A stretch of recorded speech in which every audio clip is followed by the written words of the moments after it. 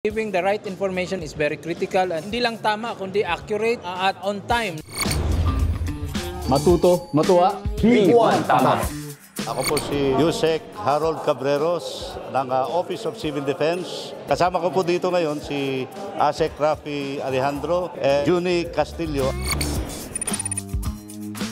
The OCD being the implementing arm of the National Disaster Risk Reduction and Management Council, we are advocating for disaster resilience nationwide. Part of that, yung ating preparedness for response. Sa ngayon, marami tayong ginagawang information campaigns all throughout the country para po ang ating mga kababayan ay alam po ano yung dapat gawin in case of any disasters. Align ito sa ating Juan Tama campaign dahil gusto natin ay yung tamang impormasyon na maibigay natin sa ating publiko. Hindi lang tama kundi accurate at on time. Itong impormasyon na ito ay napakahalaga para sa kanilang kaligtasan upang tuloy-tuloy ang preparasyon, no? Paghahanda sa tuwing may sakuna. Sa ating po mga advocacy sa Office of Civil Defense, marami tayong mga programa na ini-involve na natin yung ating mga kabataan. Yung mga sangguniang kabataan natin hanggang doon sa grassroots ika nga, sa mga barangay, sa mga munisipyo, sa mga probinsya,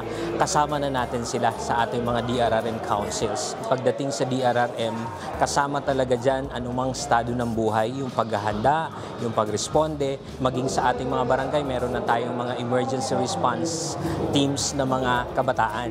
So mga estudyante, mga teenagers natin. So kasama talaga natin sila dito sa paghahanda natin. Si Dingdong Dantes, kasama na natin sa Office of Civil Defense bilang Panatag Pilipinas Campaign Ambassador natin. So siya na ang ating ambassador doon sa mga Panatag Pilipinas videos kung saan nagbibigay ito ng mga simpleng tips na pwede nating gawin ng ating mga kabataan na para sundin, para sa paghahanda dito sa mga bantang panganib na ating mga hinaharap. Science man, sa nature, sa showbiz, pinipili natin ang totoo. Pinipili natin ang facts. Pinipili natin na maging makabuluhan habang nagbibigay ng saya. Yan ang deserve ng bawat Pilipino dahil yan din tama. Para sa ating mga kabataan, kinakailangan po ang inyong suporta at tulong, lalong-lalo na sa ating pag-disseminate ng mga information.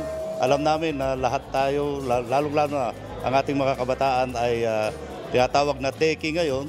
Panawagan namin sa kanila na ipagpatuloy ang pagtulong sa ating mga kababayan, lalong-lalo na sa panahon ng kalamidad o anumang sakuna. Piliin ang tamang impormasyon sa GMA. Kasama ang Synergy, Anak TV, NCCT, OCD, HEP.PH, EWU, WWF Philippines.